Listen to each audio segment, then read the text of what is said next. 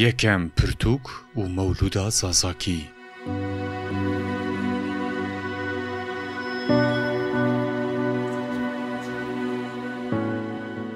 ل آمده روژکا اینیه خلق دیار بکره جسوک و بازاران بری خوددن مزگفتان.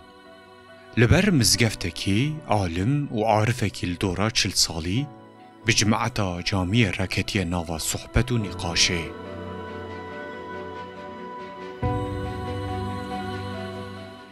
دناو و قلبالخ ده گوتن دسر زمان زازاکی آنکو کردکی و هین کس دبیجن چما بر همک زازاکی تونیه چما کتب کردکی نهاتنه نویساندن ما قای زازاکی جه زمانه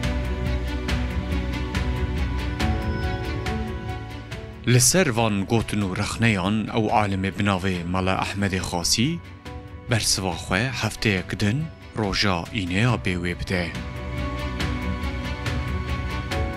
اف برسف جبو زمان و چانتا زازاکی و ببه برسفکا دیروکی و دسپیکا نویساندنا برهمکا کردکی. سیدای خاصی پشته و نقاشه 7 روژان دمال ده لسر نویسا برهمه دسکنه و روژا اینه لمزگفته رادک مولودا زازاکی نشان جماعت ده و دبیجه جه ادبیاتا زازاکی تنه نمونه که پچوکه دیروک سالا 1892 نشان ده. یکمین مولود و برهما زازاکی لگوره گوتنان لسر و شیروکه هاتیه نویساندن.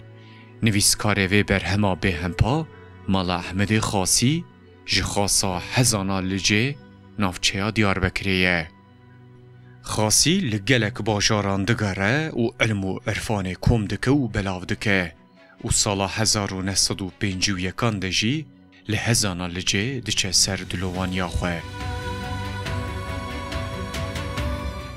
خاصی عالمکی مزن یه سردم آخواه بو و قادتی و مدرستی کربو. امر خواه به حقیه و راستیه بهران جزا و سرگن خوار و الهمبر پادشاه جی جحقیه و نگاریا.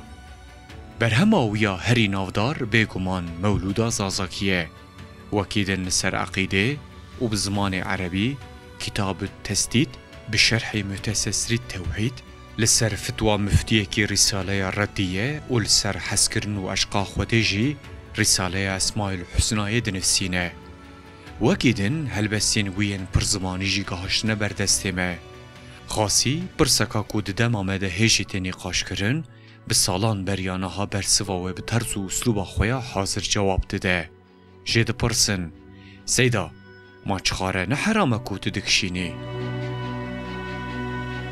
اوشی برسف دده اگر حلالا ما شیمنی اگر حراما ما بشننی یعنی دبیجه هکا حرام به ام دشوتینن هکا حلال به ام دکشینن